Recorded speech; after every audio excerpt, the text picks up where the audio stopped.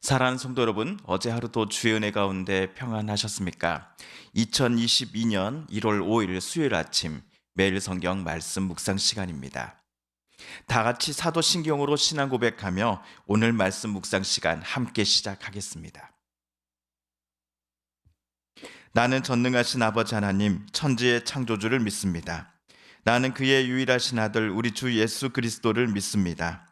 그는 성령으로 잉태되어 동정녀 마리아에게서 나시고 본디오 빌라도에게 고난을 받아 십자가에 못 박혀 죽으시고 장사된 지 사흘 만에 죽은 자 가운데서 다시 살아나셨으며 하늘에 오르시어 전능하신 아버지 하나님 우편에 앉아 계시다가 거기로부터 살아있는 자와 죽은 자를 심판하러 오십니다. 나는 성령을 믿으며 거룩한 공교회와 성도의 교제와 죄를 용서받는 것과 몸의 부활과 영생을 믿습니다. 아멘. 오늘 우리가 함께 읽을 기록된 하나님 말씀은 누가복음 1장 1에서 25절까지의 말씀입니다.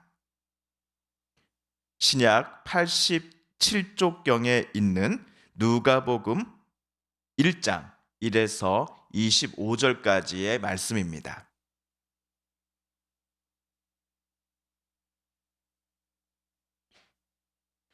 우리 중에 이루어진 사실에 대하여 처음부터 목격자와 말씀에 일꾼된 자들이 전하여 준 그대로 내력을 저술하려고 붓을 든 사람이 많은지나 그 모든 일을 근원부터 자세히 미루어 살핀 나도 데오빌로 각하에게 차례대로 써 보내는 것이 좋은 줄 알았노니 이는 각하가 알고 있는 바를 더 확실하게 하려 함이로다.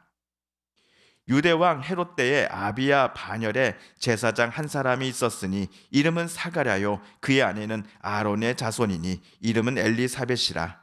이 두 사람이 하나님 앞에 의인이니 주의 모든 계명과 규례대로 흠이 없이 행하더라.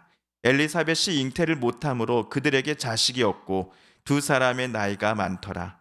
마침 사가랴가 그 반열의 차례대로 하나님 앞에서 제사장의 직무를 행할세.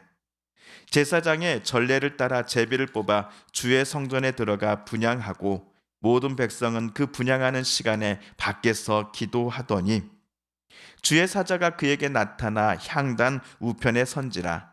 사가랴가 보고 놀라며 무서워하니 천사가 그에게 이르되 사가랴여 무서워하지 말라. 너의 간구함이 들린지라. 내 아내 엘리사벳이 내게 아들을 낳아주리니 그 이름을 요한이라 하라. 너도 기뻐하고 즐거워할 것이요 많은 사람도 그의 태어남을 기뻐하리니 이는 그가 주 앞에 큰 자가 되며 포도주나 독한 술을 마시지 아니하며 모태로부터 성령의 충만함을 받아 이스라엘 자손을 주 곧 그들의 하나님께로 많이 돌아오게 하겠음이라. 그가 또 엘리야의 심령과 능력으로 주 앞에 먼저 와서 아버지의 마음을 자식에게 거스르는 자를 의인의 슬기에 돌아오게 하고 주를 위하여 세운 백성을 준비하리라. 사가랴가 천사에게 이르되 내가 이것을 어떻게 알리요? 내가 늙고 아내도 나이가 많으니이다. 천사가 대답하여 이르되 나는 하나님 앞에 서 있는 가브리엘이라. 이 좋은 소식을 전하여 내게 말하라고 보내심을 받았노라. 보라, 이 일이 되는 날까지 내가 말 못하는 자가 되어 능히 말을 못하리니 이는 내가 내 말을 믿지 아니함이거니와 때가 이르면 내 말이 이루어지리라 하더라. 백성들이 사가랴를 기다리며 그가 성전 안에서 지체함을 이상히 여기더라. 그가 나와서 그들에게 말을 못하니 백성들이 그가 성전 안에서 환상을 본 줄 알았더라. 그가 몸짓으로 뜻을 표시하며 그냥 말 못하는 대로 있더니 그 직무의 날이 다 되매 집으로 돌아가니라.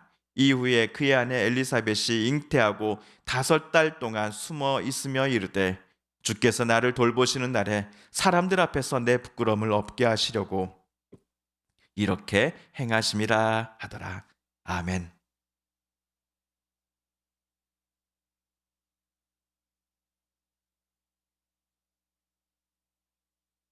오늘부터 1월 5일부터 고난주간이 끝나는 4월 16일까지 우리는 매일 아침마다 누가복음을 묵상하려고 합니다. 누가복음 묵상 여정 속에서 저와 여러분은 그리스도이신 예수님을 더욱더 알아가기를 원합니다. 또한 예수님을 닮아가고 예수님을 통해서 우리에게 계시하여 주시는 하나님의 말씀, 또 하나님의 뜻대로 우리가 살아갈 것을 이번 묵상 여정 동안 우리 함께 다짐해 보고자 합니다. 한편 저는 세 가지 질문을 우리 성도님들께 여쭈면서 누가복음 말씀 묵상을 시작해 보려고 합니다. 첫 번째 질문은 누가복음은 누가 썼을까요? 입니다. 질문 속에 답이 있지요. 예, 누가입니다. 2000년 전 초대교회 사람들은 이 책의 저자가 누가라고 생각했습니다. 골로새서 4장 14절을 함께 읽어보겠습니다. 사랑을 받는 의사 누가와 또 데마가 너희에게 문안하느니라.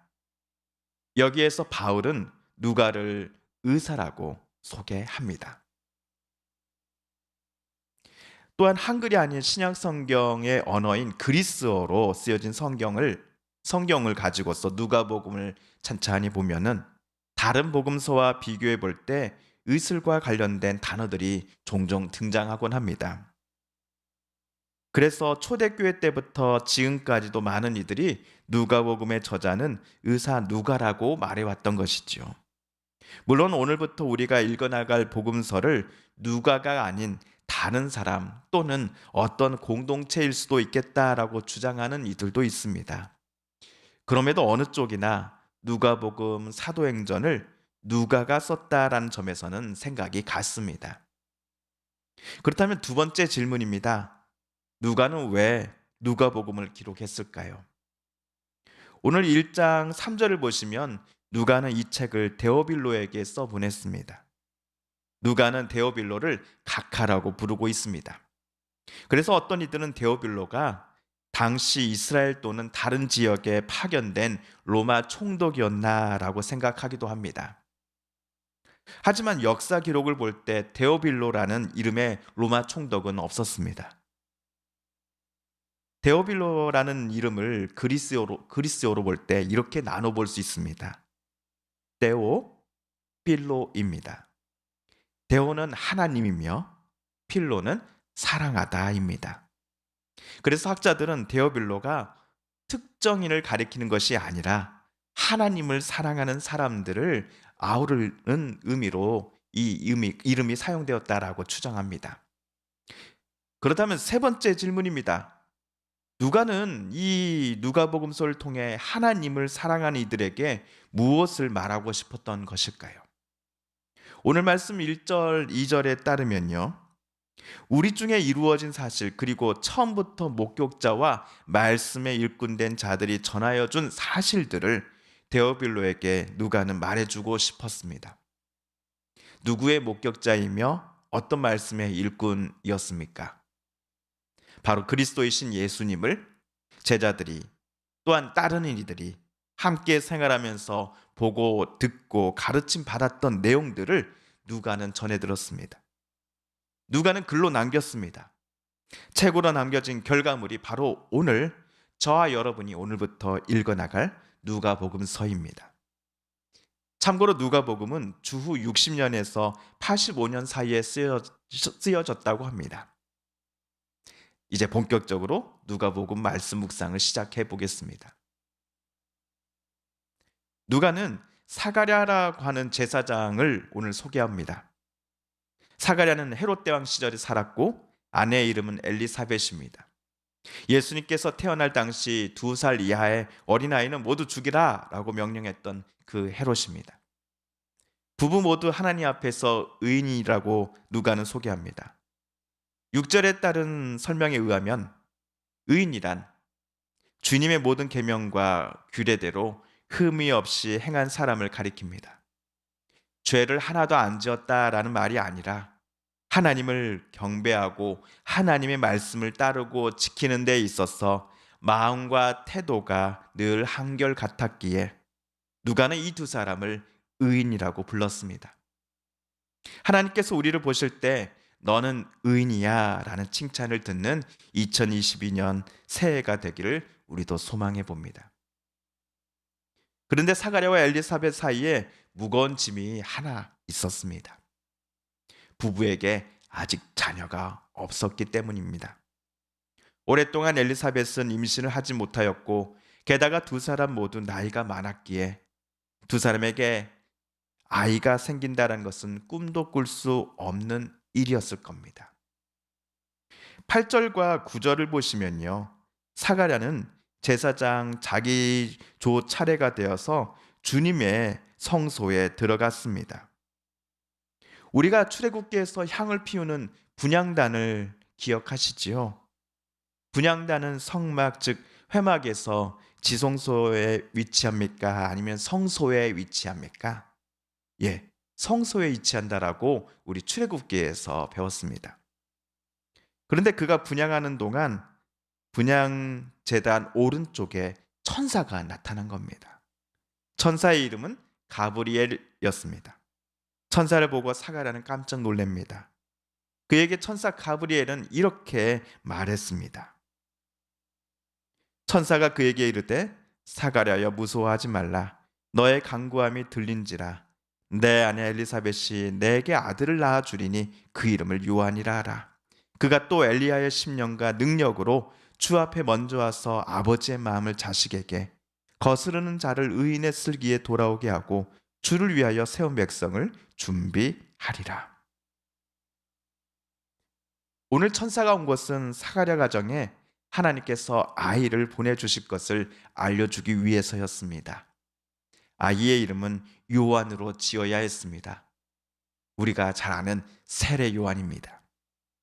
새로 태어날 아이는 사사기에 나오는 삼손처럼 포도주와 독한 술을 절대로 입에 댈 수 없으나 대신 어머니 뱃속에 있을 때부터 성령의 충만을 받게 될 것을 천사는 사가랴에게 일러 주었습니다. 하지만 사가랴는 천사의 말을 믿지 못했습니다.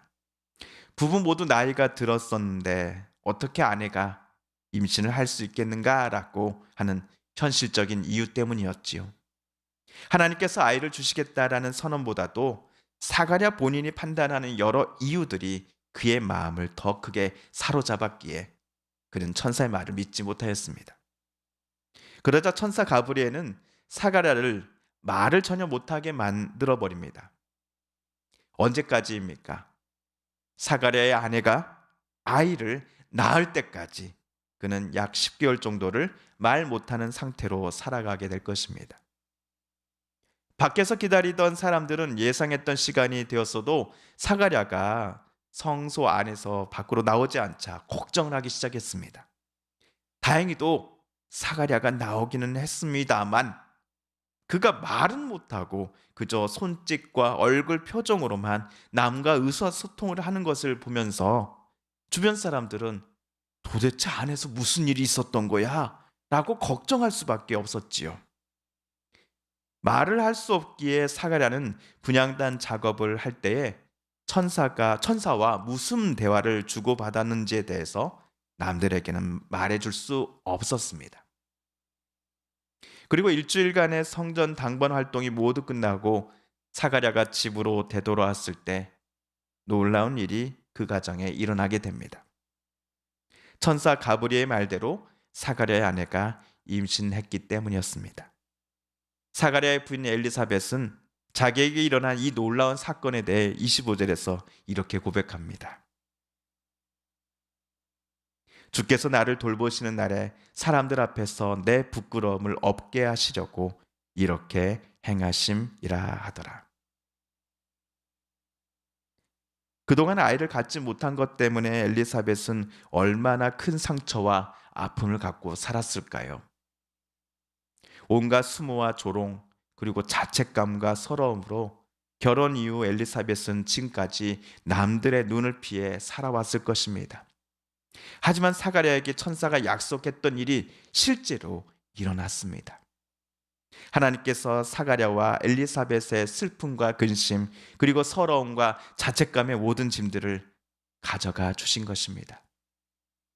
오늘 저와 여러분이 여전히 갖고 있어서 힘들어하는 인생의 크고 작은 문제들과 아픔들을 하나님께서 오래 가져가 주시기를 이 아침 간절히 소망해 봅니다. 사랑하는 성도 여러분, 오늘은 누가복음 말씀 묵상 제 첫 번째 시간이었습니다. 오늘 말씀을 읽으실 때에 하나님께서 저와 여러분에게 깨닫게 해주신 교훈과 말씀, 들려주신 음성을 기억하시며 이 시간 우리 함께 기도드리길 원합니다. 우리 성도님들과 가족들 중에 하나님의 고쳐주심과 일으켜 세워주심을 놓고 간절히 기도하는 분들이 계십니다. 하나님 고쳐주소서, 하나님 일으켜 세워주소서. 코로나19와 맞서 싸우며 수고하는 대통령이와 모든 정부 지자체 공무원들과 특별히 의료진들 가운데 지치지 않는 마음 허락하여 주소서. 코로나19로 인하여서 몸과 마음이 아파하며 힘들어하며 또 내일에 대한 소망을 잃어버린 이들이 어서속히 일어나게 하여 주소서. 어서속히 고침받게 하여 주소서. 어서속히 소망을 품게 하여 주소서라고 기도드리십시다. 마지막으로 우리가 가지고 나온 간절한 기도 제목 하나님께 아뢰며 하나님의 은혜 보좌 앞으로 더 가까이 나아가겠습니다. 함께 기도합니다.